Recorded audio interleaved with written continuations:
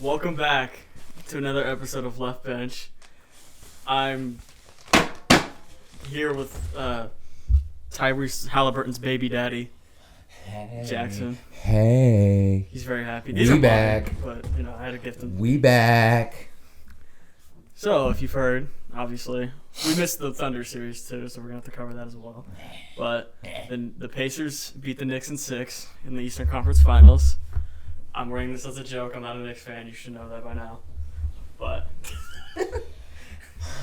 he's a little happy, so we're just going to... Last night was the Pacers game. This will come out later, but last night was the Pacers game, and it was the greatest night of my life. Last time we were back, 2000.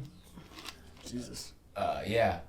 I can't say anything. Lost to Kobe and Shaq. Definitely not the same vibe of people were playing in the finals this year. No. Yeah, I mean, I'm fucking speechless, Mike. Mike, take it away, dude, while I fucking cry for a second. You said Kobe and Shaq. Now you got to deal with Kobe and Chet Holmgren. Yeah. Yeah. Oxtail, cornbread. Yeah, I was hoping for a more competitive game in Game 6. Not like just I wanted it, just for basketball's sake. But the Pacers came out this whole series really and just fucking put, as the kids say, BTA. BTA. Yeah. Yeah. So it was really it was a good series. I still enjoyed it a lot. Mm-hmm. More than that Thunder series. But I don't know, this should be a very exciting finals. This matchup is an interesting one. We haven't really seen, obviously they don't play each other much anyway, but it's got the whole setup. I'm just getting our branding right. Yeah, but this dude's fucking out of his mind right now. I'm out of my fucking mind right now. Yeah. I mean, this is awesome. This is my favorite basketball team ever. I've said it on a podcast. But yeah, it's just so fun. Last night, obviously if you're not a Pacers fan, it probably was like whatever. But like that was the most fun I've ever had. I was at a bar, obviously, smacking some ultras, eating some popcorn, and just, enjoying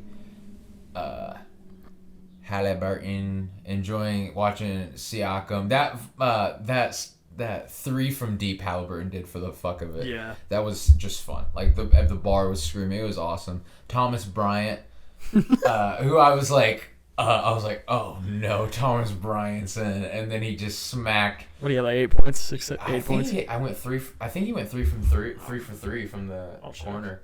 Yeah, I mean that was dirty. Definitely an unexpected surprise. Yeah, no, it was a great game. I do think the Knicks actually truly did figure us out. He had 11. What the? Yeah, fuck? I think the Knicks actually kind of did like figure us out at some point towards the end of the series. Just couldn't score. Yeah, I think last game was just kind of like we started shooting good and they started shooting bad. Like that's really kind of what it came down to. Yeah. I really don't think at any point we had like Brunson and really like handcuffs. I think towards the end he was just tired. Yeah. Cat, we never really got an answer for him. It was just like see if he gets himself in foul trouble, and it's Cat, so like probably eventually it'll happen. But yeah, I mean we never really figured him out. But that being said, man, we won in 6. Siakam the MVP, which I do agree with as much as Halliburton. Yeah. Halliburton, like Siakam was our consistent, like he was our go get a bucket guy. I was saying after we lost game 3, was it? I was like, man, like if Siakam shoots 40 shots, we win that game. He's just like, I mean, he's just so smooth. He had a great series. Yeah, and he had 3 30s. Yeah, he had 3 30s. He had one almost 40-point game. I mean, he was just going off, and like it was just like whenever we needed things to calm down, I was like, okay, like let Siakam go 1-on-1, get us a bucket real quick, and then let's regroup. Halliburton was just a little too inconsistent this series to earn that, but I mean, his highs were ridiculously high. So, yeah, we'll talk about the finals. We'll talk about the Thunder series, but that being said, like this was a great series. I do think to all this, everyone talking about the Knicks need to make the trade. Dude, they're in the Eastern Conference Finals.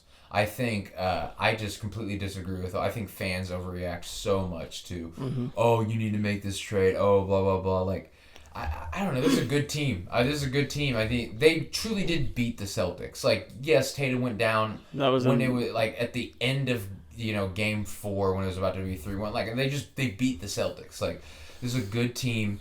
The Pacers are just a buzzsaw. They're a weird team. I would like the Knicks have a better starting 5 than the Pacers, but the Pacers are just deeper and are just so weird. So yeah, I would if the Knicks fans need to relax on all that. Oh, we rebuild, make trades, trade Cat. Like, I would keep Cat. We couldn't stop Cat. Cat is a high variance player. I'll give you that. But I mean, he's the best shot they have at the finals right now. Yeah, I think. For the Knicks, I think the next move is, like you said, just run it back. Yeah. You can make a smaller trade, Yeah. maybe some bench pieces to get you a little more deep. But I think you did what you needed to do to beat the Celtics. You didn't do what you needed to do to win the East. That's the big problem. Yeah. If for depth, fucking Thibodeau needs to kind of like ease up with the whole let's play 35, 40 minutes every starter, And he won't. which he did. He won't. He did a little bit in this finals, but like. Regular season, I wouldn't expect it going forward. Yeah, I wouldn't expect it either unless someone's in his ear. He was backed into a corner. Yeah. What were you gonna say? Which he did get good minutes from weird random guys I didn't even know were on the team, like Landry Shamet and DeLon Wright. And he was killing. Landry Shamet was killing us. Yeah, it was. DeLon Wright was like. He's just defensive. Yeah, that's it. Every shot he took was bad. Kind of. But there was a few shots he would just only hit the backboard. Yeah, and I'm I was just all right, bet. Maybe replace those guys with I don't know what the money situation really looks like. Probably not great. Yeah. I was gonna just find more quality in those role players, not as league minimum guys. Yeah. Because that's what a Landry Shamet and all that is. A lot of people were like, "Oh, trade Mikal Bridges." Here's the thing with Mikal Bridges: they traded all those first-round picks not because Mikal Bridges is world breaking talent. It's because Mikal Bridges is on a robbery of a contract. Yeah. His contract is he's a very cheap player. You're not getting back what you think you get back from Mikal Bridges. Player wise, he fits. He's someone who shouldn't fit the cap salary, the cap sheet, but he does, and that's why they traded the picks. It was because of his contract. Yeah. So I mean, run it back is the best solution. I think everyone's talking about get KD, Cat play with Devin Booker. I mean, first of all, I don't think the Suns do that. It's a bad. They need to rebuild if they're smart. Yeah, and it's just that. I mean, that team would still be bad. And also KD's an awesome scorer, man. But I don't know. I just at this point, why would you lock yourself to that? Yeah, I think the main thing for the Knicks would be to find, maybe unlock. I'm not saying go out and get somebody, but maybe unlock the ability of a second scorer to relieve Brunson a little bit. Yeah. Cat is that. But he has been, especially in this playoffs, he's a little bit inconsistent. I think defensively, Cat also was a fucking liability. Yeah. I don't care who he's guarding. I've watched him guard, Turner, for example, had a few good games where he was basically unguardable with Cat. Because Cat doesn't move his feet when he needs to. He's a little too physical, even though he doesn't play strong enough to really be taxing on you when he's defending you and bodying you. So I think it's more. And he's a little undisciplined with his hands. He gets into a lot of foul trouble, like you said earlier. Yeah. And I think that really was a big part of what led to the Knicks' demise this year. It's really just you can't have that out of your guy, your second scorer, because then he gets in foul trouble. You miss him for a whole third quarter, most of it, and you can't play him. You need his offense. You need his offense. Need his offense. Because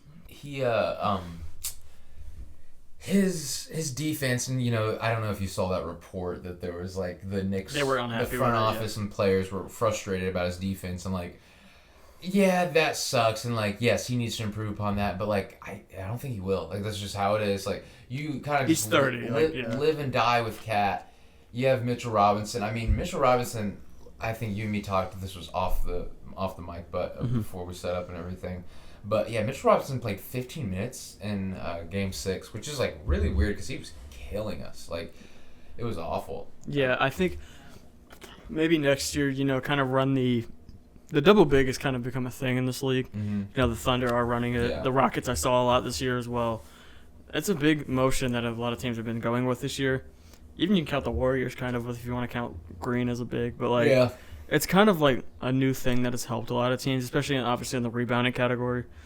And, Mitchell Robinson gave the Knicks a lot of good minutes, especially in this series, where, he would just kind of, almost take over the game, especially in the paint, just rebounding, kicking it back out, a lot of lobs. He's more of the post threat versus Cat, who's the perimeter. But when he's that perimeter shot, if he's not hitting it, he's worthless almost because, you can't really get him.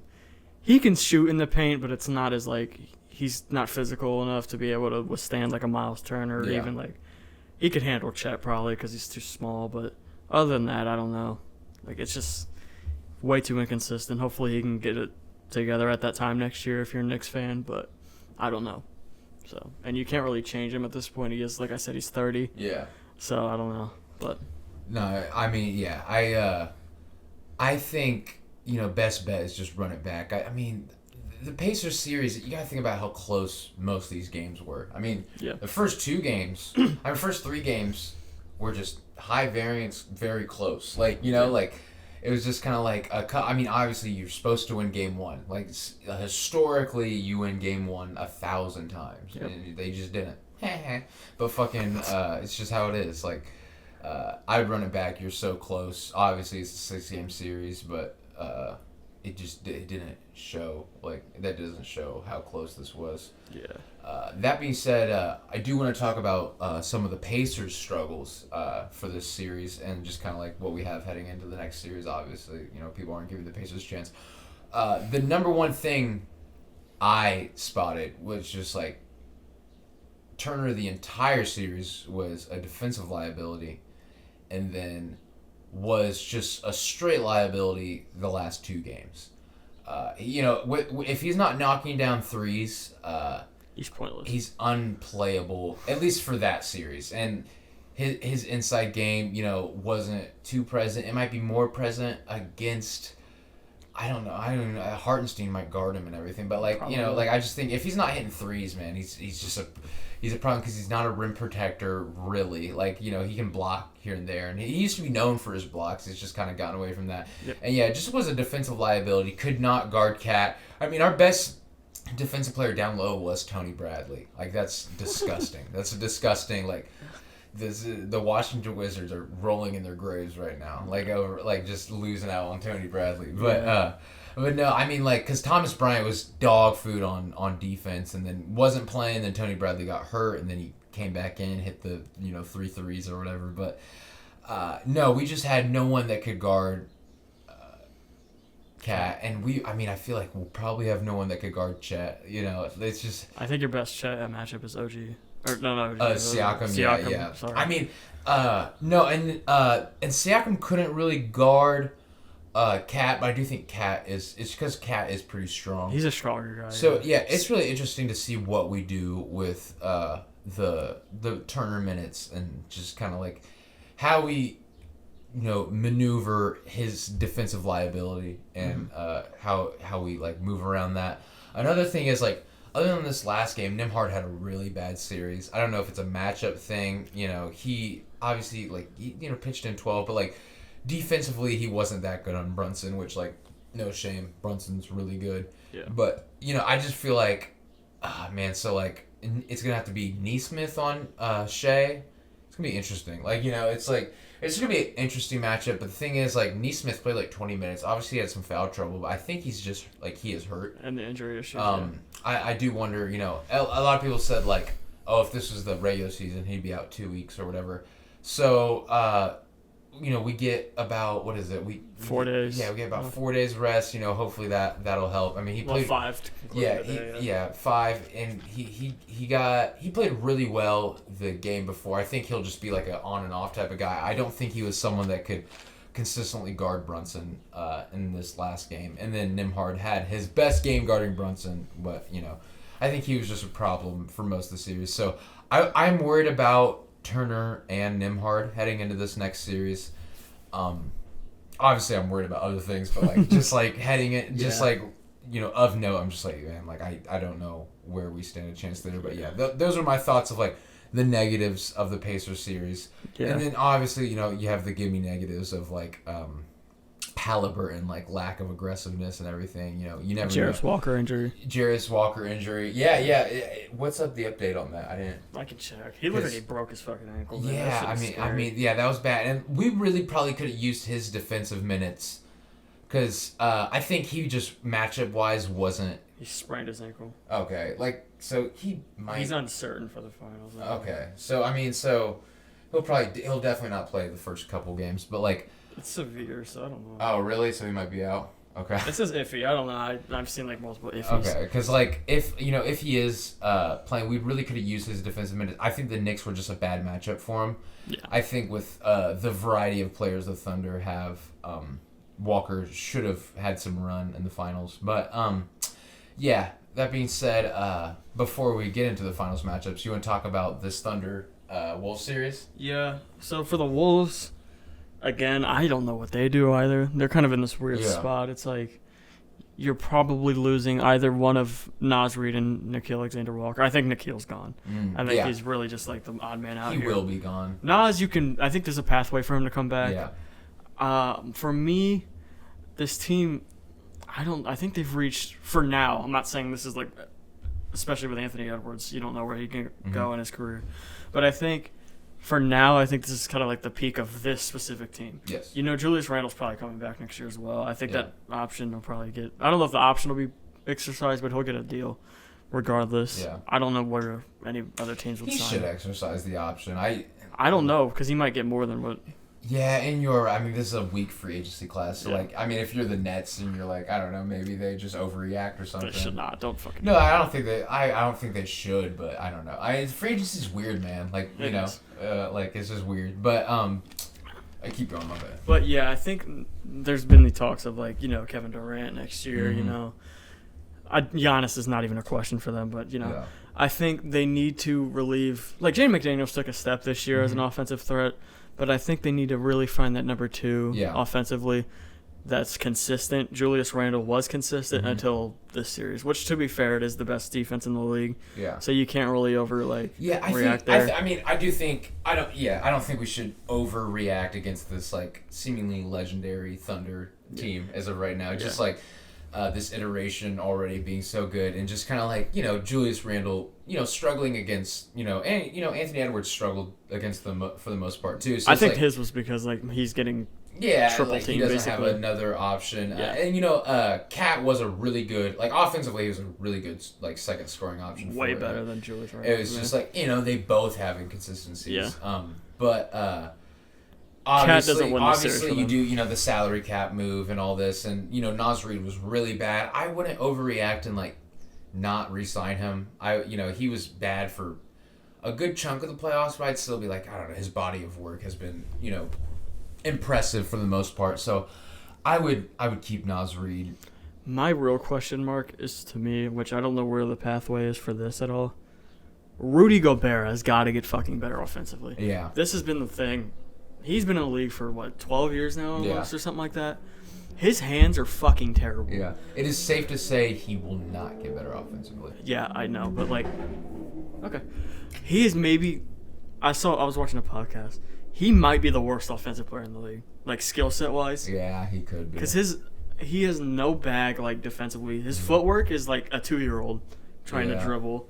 He, has no hands. It's just, when Anthony Edwards is getting blitzed... It's because Rudy has you're not scared of him. He might drop the ball like this and just... They're literally asking him just to catch it, dunk it, or lay it up. Yeah. It's nothing crazy.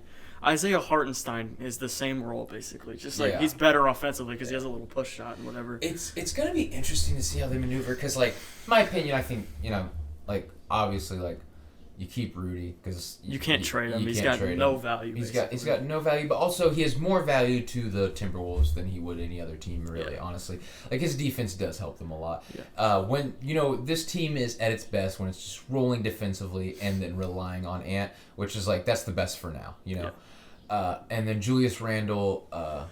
Man, if for the Wolves' sake, I would say hopefully he opts in, but I don't know. I mean, maybe he Maybe the deal would be better. I don't know. It's just interesting. I really wouldn't sign him long term if I was the Timberwolves. No, a 3-year. Yeah, I would rather let him walk. Just because I don't. don't think. If this free agency class was a little stronger, I'd bank on maybe getting someone else, but I just cannot see it. No, that's so like it's just interesting because like I think obviously you overachieved. I think there's nothing to worry about with Ant really. Like I think he's 23 years old. There's a lizard. What? There's a lizard out there. There's a wizard. Yeah, the Washington Wizards. Wizards. A lizard. A lizard. Oh, I got distracted. But fucking like Ant being 23 and then going to back-to-back conference finals is overachieving. I don't care who you are, like that's really good. People are overreacting about like, oh, Ant, like he blah blah, he's in handcuffs, all this, like no, like he did really good. And I would just like, you took a bet on him by getting Rudy Gobert in the first place, being like, yeah, he's gonna take that step, and he did take that step, and Rudy Gobert served a really good purpose.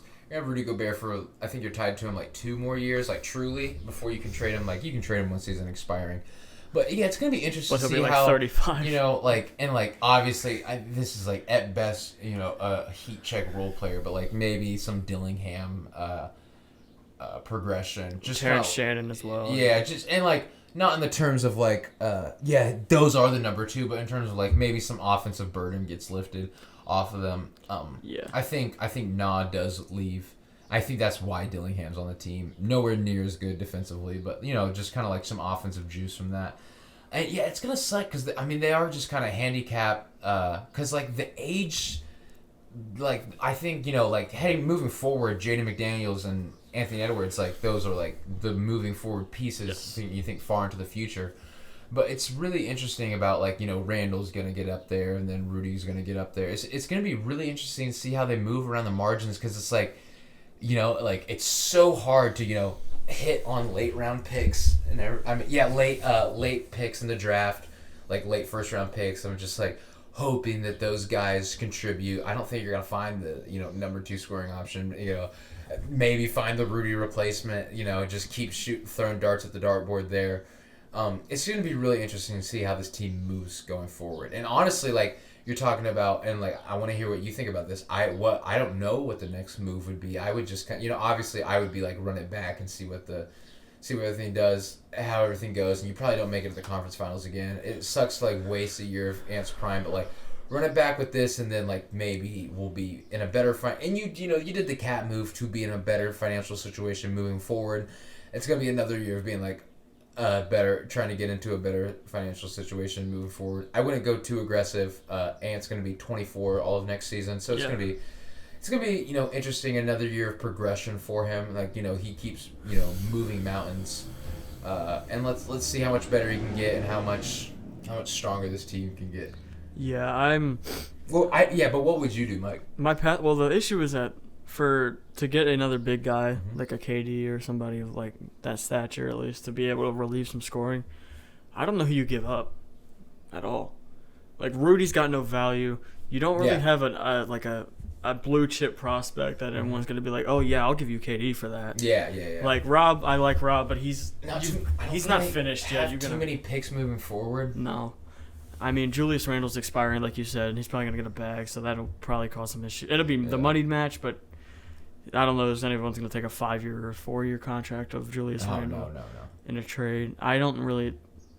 You'd be trading Jaden McDaniels, and that's the wrong move. Yeah, it's the only thing you can't do. So really. I can't really... This team's just going to have to run it back. Yeah, and it's going to be interesting to see if they do kind of overreact. I'm interested... we'll have our eyes. It'll be a fun team to have our eyes on this offseason. Because, when you talk about the big moves, you think Giannis, you think all this. But I do think, the big future tilting moves is like, okay, what do the Timberwolves do moving forward? And, is it work around the margins? Is it take a big risk? It's interesting. I wouldn't take the big risk. Neither would I. I mean, I'm not the GM, and I'm not the one with the time clock around Ant. So it'll be interesting moving forward. That being said, do you want to talk about the series itself? Let's kind of. I think Also, that being said, not too much to discuss. It's really just the Thunder are way better than the Timberwolves. This team is so fucking good. Yeah. I was watching defensively. This team is obviously we know they're the best defense in the league. They're a historic defense. Yeah. Just all time in general. But I'm watching the blitzes on Anthony Edwards where they just get 2 guys on him and then you just cannot. He literally is forced to make a pass. That was the issue with the Wolves. It's like no one was making them pay for that. It's the same thing with the Knicks. No one was making them pay with like when Brunson had to do that. Yeah. So like you kind of, it's so suffocating. The rotations are fucking insane. They're leaving people open and then just like moving before you even see them. Yeah. It's like nuts. Obviously offensively they can score. They can lights out score anyway. They've got elite 3-point shooting on the bench and Wiggins and Joe. Shea can shoot it a little bit. You can call him. Yeah. I have no clue. You can keep going. But yeah, I mean Hartenstein had a good series. He's not really much to guard with Rudy, but Naz Reid gave the Wolves nothing. I mean, it doesn't help that, again, he's getting defended by Chet, who's a very good defender as well. But, this team is just, like, really suffocating. You can't really there's no margin for error against the Thunder. Like, you turn the ball over 10 to 15 times, you're chalked. You're down by 30 at that point. It's, like, fucking wild. And it's just... J-Dub had a very good series, besides the one game. The game they lost, he was bad. But other than that, it's like, this team's fucking crazy. You got anything to put? Oh, yes, my bad. No, this team, I really just echo you. This team's fucking crazy. It's I want to talk about their future also, just obviously like the cap sheet and all that shit. But fucking, it's gonna be really interesting just to see how they move coming forward. We're also about to have a little special guest here in a second, Adam Matthews. They have full name? Yeah, I'll do it. I'm not scared, bro. But it obviously like now they're really good. But this team has so much progression to do as like far as like Jalen Williams and Chet are. Obviously, this is supposed to be the worst version of them, Like, and the worst part is Shea's 26. Yeah, Shea is like he hasn't even like hit his technical prime either by like the standards of like okay like you think around like 27 to 31 ish are like you're really good, so it's scary. Their cap sheet is set up to for the future. It's like all the players that they're set to lose that you have replacements for. Like Caruso won't be there for long. Lou Dort won't be there for long. But then you have guys like younger versions of those. Kason Wallace is like supposed to be the Lou Dort replacement. And it's just like, even if he's like not, like say he's like, obviously he will be a step down from Lou Dort in my opinion. Also not as big, but yeah. Yeah, but Chet and Jalen Williams are just going to get better. Like, that's almost guaranteed that they're going to get better. You know what I'm saying? Like, Shea, like, it'd be hard for him, to, like, get much better than this. But, like, Chet and Jalen Williams, I would bet, are going to get better. You have a bunch of picks to maneuver, make a panic move in the future, all this shit. Like, it's really, this Thunder team's really scary now and later. And this is the best team in the NBA. I think the NBA Finals was Denver and OKC. That was the NBA Finals series, in my opinion. Spoiler alert for our predictions and everything, but it's gonna be really fun to see what this team does moving forward. Yeah, I think the only way that like this team gets worse is obviously the obvious thing, injuries, but I'm not gonna even go there. Mm-hmm. But I think which Chet has had issues with. I'll say that he's been injured twice, but. Other than that, I think it's really if somehow, which like you said, this is kind of spoiling, somehow they don't win the finals this year, which obviously you'd be happy with. Yeah. But if they don't win the finals and then all of a sudden go and say, oh, fuck, we need something. Yeah. Because this team, I mean, either you can run it back and just, like you said, they're going to get better. Yeah. Or go out and get KD because you really can't just like... Or Giannis even. You have the pieces. Yeah. You can trade Hartenstein, even up the money for both of those guys. And then, like maybe like an Isaiah Joe. And obviously now you want, even if you somehow miraculously lose the finals, you don't do that. You still don't. You don't have to. Yeah. I mean, I'd say you really don't. I mean, you made it to the finals with such a young team. The cap sheet, I do think, and it's such a sliding doors moment, but like if they lost Game 7 to the Nuggets, what does happen? Because I do think it's more possible to make a panic move, even though Presti lose second doesn't really do those. Did they lose second round? Oh, I was like, I thought you were about to throw up. You like just leaned over really quickly. I was like, what the fuck? Oh, there we go. There we're back. Yeah, Mike MVP dude, he came back. Yeah, you also like. How are you not burning up? It's not that hot. The window's helping. This guy. How many layers do you have on right now?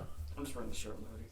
Oh, okay. Kristaps Porzingis, by the way. Yeah. Well, not a current Nick. Hey, we should have a conversation. Nah, we'll save that. We'll save some off-season shit. Yeah.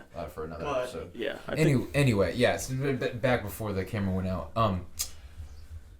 What was it? Oh, just the sliding doors of like, what if they lost to the Nuggets?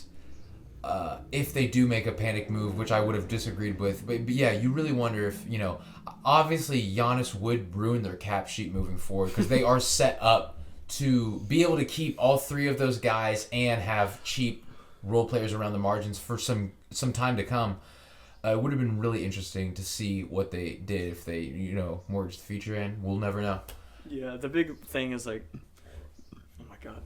They're going to have these contracts coming up soon, which I think they can kind of maneuver around that and be able to fit these guys. But this Shea contract next when he ever signs his extension, because he's got that MVP next to it now, is going to be fucking insane. He might make like close to 70, I think, or something like that.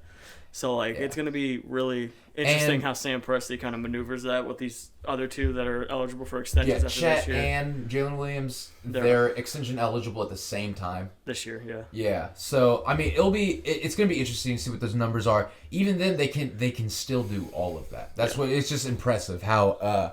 Like when you look around, like the math, and obviously, and it is funny because like Sam Presti is like 2 moves away from being seen as a really bad GM. You know what I'm saying? Like it's just like Paul George. Like if Paul George never signed an extension with OKC, none of this happens, and Presti's probably out. You know what I'm saying? Like it's just funny to see. But like I think we could say the same thing about Howie Roseman. Like those are like probably the 2 most beloved GMs right now. And it's just like Howie Roseman tried to trade everything for Russell Wilson. People forget about that. Holy shit, I forgot. Yeah, so like he tried to like trade like a bunch of first round picks. So like it's just funny, like the margin of error is so sweet. It's so short and sweet between these GMs. But now Presti's a mastermind, and I agree. I think he's a really good GM. But it's just it just shows like tendencies. Pressure breaks a lot of these really smart GMs, but yeah, there's so many interesting subplots to this. It's going to be one of the most fun off seasons, I do think. That being said, since we're saying that, it could be the most boring. But now, Sam's made that report saying it should be really crazy. So I'm really hoping for that. Even if like the Rockets stay put, I just want to see shit. Like Luka was like an off random thing that we didn't expect. It's the craziest sports thing ever. Yeah, but if we see shit like not close to that, but like sort of reminiscent to that, that'd be fucking that'd be nice. Just like to see a lot of like I don't know if I want to see Giannis move outside of Milwaukee. Didn't they say they wouldn't? Like the Bucks, they're leaning towards not. They said their gut. The GM said they'd gut whoever they trade him to. Like if you want Giannis, we're taking half your roster. Yeah. So that would be the only way I see Giannis leaving. Like the only team that's like set up to get gutted is the Thunder. No. Oh, well, I was gonna say the Rockets. So I think the Thunder are out, but I'm saying like if like a team. I don't think the Rockets. No, I don't think they will. But if a team could survive getting gutted and would be in that position, it's the Rockets. My issue is that with them, it'd be like you're trading. I'm putting a hypothetical together. Jalen Green, Cam Whitmore, Jabari, Reed, 3 firsts probably. Mm-hmm. Something like that. That's a lot. That takes you out of contention again. To be honest, I love Giannis. I do, but the spacing is terrible because you're not trading a man. You're not trading Sengun. You have no shooter at that point. Yeah. You've got Fred and Dylan Brooks are your best shooters. That's a fucking problem. Man, and honestly, like you try to figure out how to shed Van Vliet after that. He's gonna be signing like a shorter, like a less money deal. But yeah, I don't see it really going well. So I think if you gut the Rockets, it puts them as like, I think they drop. I love Giannis. He would change a lot. Again, who knows? I mean, if he could fucking take over and be the best player on the fucking West, who knows? But I'm not banking on that at all. That being said, I feel like we got a little bit off topic there. I want to have a real juicy off-season episode in like a couple weeks or something. We will probably get into some draft stuff. Yeah. Oh, and draft also, soon actually. We need to get in that now. Yeah. Yeah. So yeah, we'll get in all of that stuff. But at the end of the episode, I'll kind of give like a blueprint of what we think this summer, how we'll plan stuff out. But that being said, Mike, I want your opinion on this finals matchup between the Indiana Pacers and the Oklahoma City Thunder.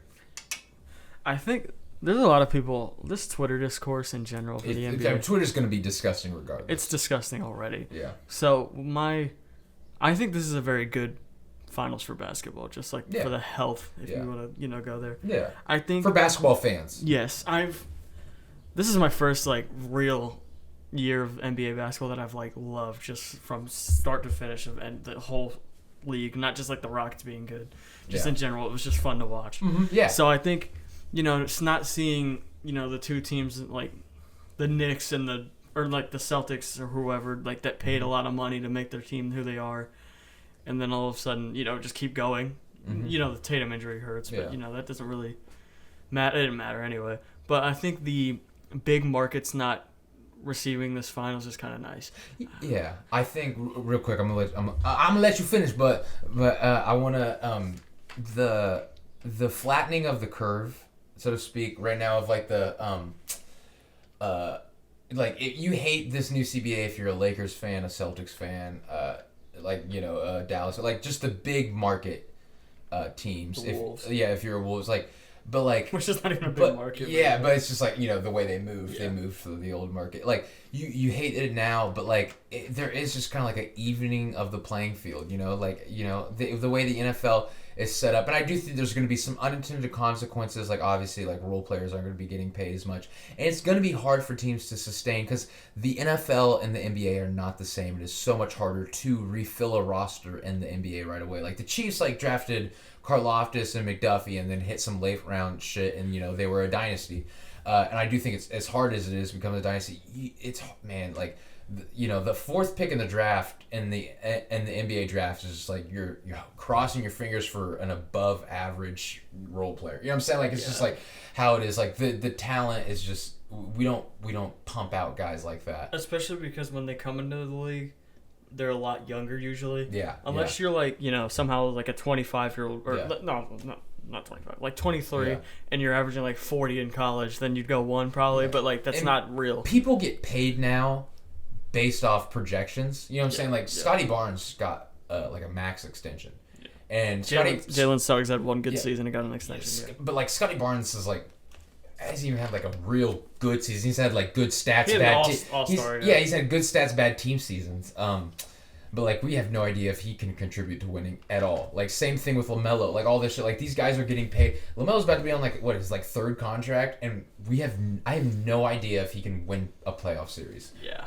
That's a whole nother conversation for another day. Game. But like what I was saying, like the this year was the first consequence of like, the playing field has been leveled out. Anyway.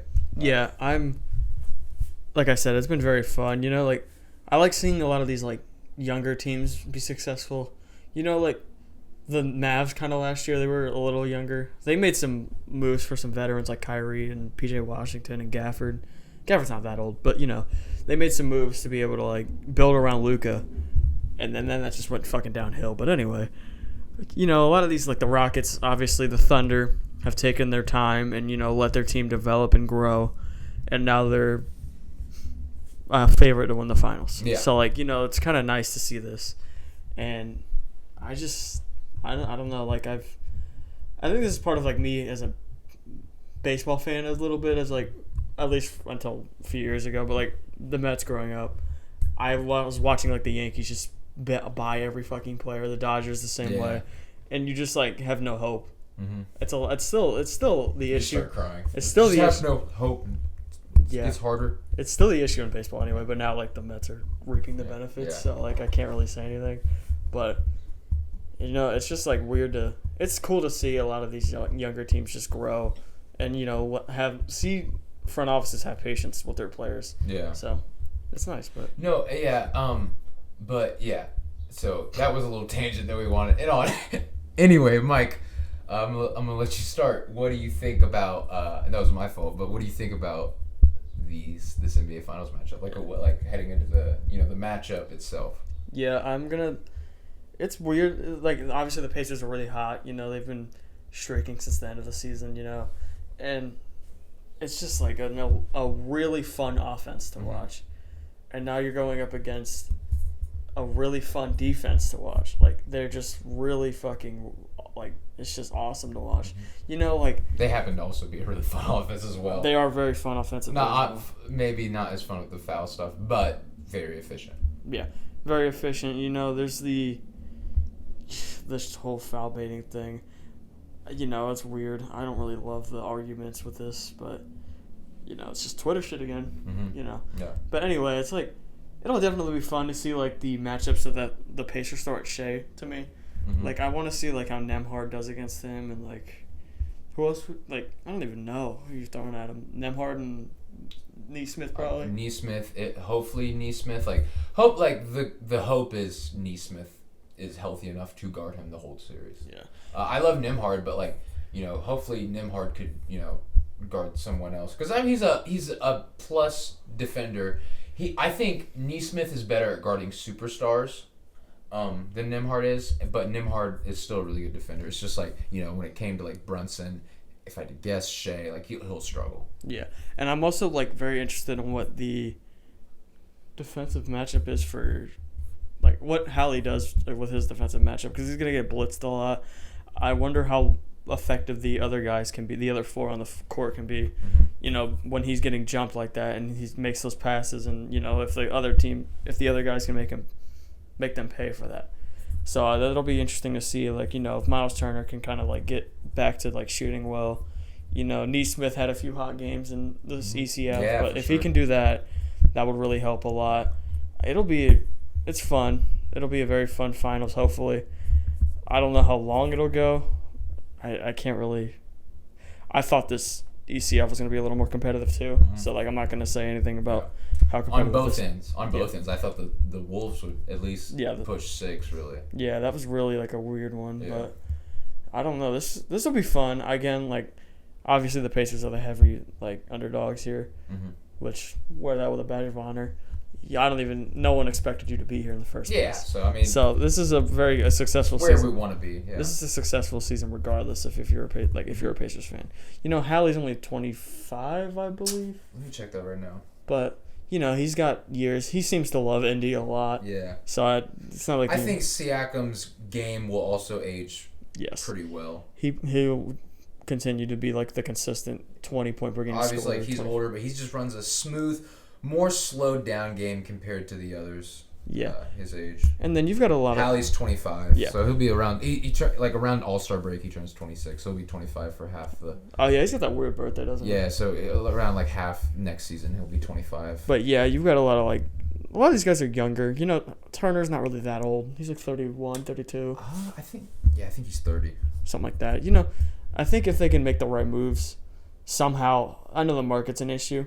If you can draw someone 29, so it'll be... if you can draw someone towards you next year, even I don't think we have the cap for that. Probably not. If Turner's on the team, no. Yeah. I think Turner is going to be on the team. We're going to have to shed someone. I think Toppin ends up being. I think we end up losing Toppin. I do think we trade Mathurin at some point. I think Matherin's really good. I just think we're not the team for him. Yeah.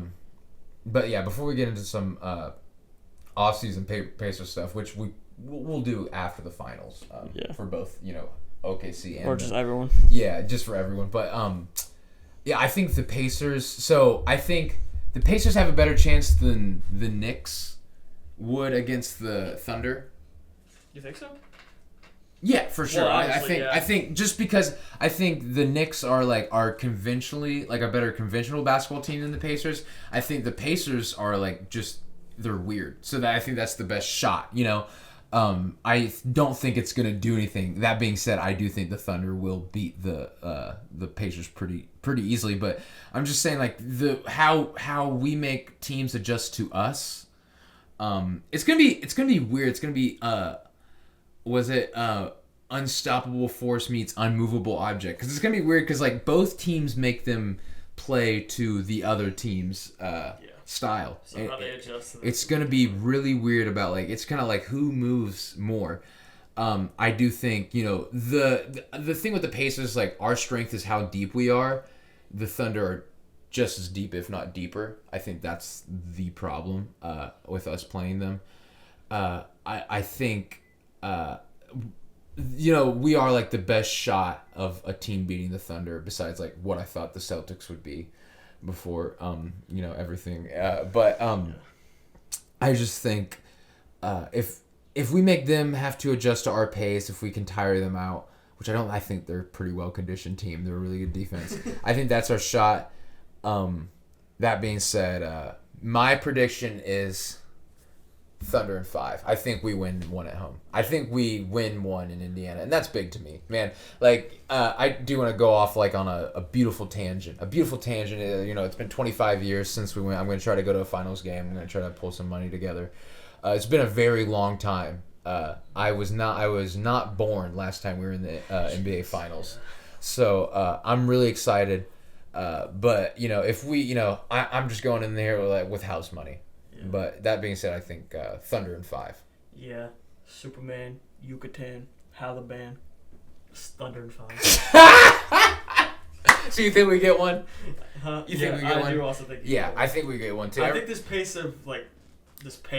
get it, but I think they play with such a pace that's, like, really tough to compete with regardless of who you are. Mm-hmm. I know the Thunder are, like, again, we've said this constantly over this episode, but their defense is just, like, really fucking elite. Yeah. So I think it'll be an interesting, like, dynamic of who adjusts more. And I think the shooting variance and our pace variance is, like, that would stop, like, that would just stop a sweep. I don't think we'll get swept, just because I think we'll have one game where we shoot really well and then we outpace them. That's I think that's just the default. I think, like, the Celtics series last year when we got swept, it was like we beat them twice but lost. You know what I'm saying? Like, we blew 2 games at the end, and it's just kind of like, oh, we're not, like, if we would have won that series, that means we would have had to beat them 6 times, instead of 4. So it's just like, obviously that can't happen. I just think we're a much more mature team. I think Carlisle has matured. Yeah, I do want to. Carlisle has. I've touched on other podcasts. He's really, stopped the goofball shit at the end of games. He really is kind of like a stoic coach. Which is funny because he went from he won a championship. Yeah, and then he'd like. Fuck it. Yeah. He's a very, like, he used to be called Prick Carlisle in his earlier Indiana stint. But he's really kind of become, like, a very, like, neutral, level-headed coach. So that, like, I kind of trust at the end of games now. That's just what you need. Yeah, and I didn't. But I did it before. But I do think, no matter how good you are, like, there's, like, great coaches, like, there's very few coaches I trust at the end of games, Like, I think Tibbs is a good coach. I don't trust him at the end of games. Like, it's really weird. Like, I think, we could talk about, I think at one point Stan Van Gundy was a good coach. I don't never ever trusted him at the end of games. So it's a really weird thing. So me and Mike both have the Thunder in 5. But that being said, Indiana's in the fucking finals. Mike, is there anything, this is kind of an NBA episode, anything you want to touch before we head out? Let's go Mets, I guess. I don't know. I don't fucking know. Yeah, that was good. We don't talk baseball on there, so I kind of have to get my 2 cents in. I do want to say this. We're going to do NFL draft review video, kind of like an off-season review video. I know our hiatus kind of, like, fucked up the timing, but we're just going to throw it out still, at least to get some reps up. Me and Mike are going to move in together. Taking it steady. We're going to move in together in around September, so we'll be able to chug out a lot more episodes, but there's still, like, a drive and everything going on. Shit happens. Yeah, shit happens, life. But yeah, we'll be more consistent down the road, but we're still trying to get it. But we're going to have an NFL episode. Obviously, we'll have tabs on the we want to cover the NBA draft is almost as much as we covered the NFL draft. I feel like we went all in on that one, having mock drafts and all that shit. Mm-hmm. And then, I think this is going to be a really busy offseason. It's going to be a fun offseason. So we're going to try to cover that extensively. So that, that's what we have going forward for you guys. We'll start doing when we move in, we'll do, I think, weekly, one NFL episode, one NBA episode each week. And who knows? Maybe we get into some solo shit. I might just start some solo shit. Who knows? Because I like baseball. Jackson doesn't watch baseball, so I like to talk about that a lot. I could be there. You could be there. I could be there. But I'll try. I'll try. I want to, honestly, because, we'll be living together. We'll have, like, a schedule and everything. I would like to get into hockey. Hockey's fun. It's Hockey, I love nothing more than some Canadians for just Canadians and Russians duking it out. And this will never happen, but if we could become the official PBL podcast, that would be so awesome. But yeah, I think it'll be fun. Yeah. And baseball's postseason will be there around there too, so that it could maybe be a gateway. There'll be a really interesting time. When me and Mike move in and going forward after that. I mean, we plan to live together for 25 years, That's news to me. Anyway, thank you for watching. Yeah. It's LeftBench. Was this episode 14? We don't even know. It doesn't even matter. Who cares? No one's watching this right now. Yeah. Anyway, thanks guys.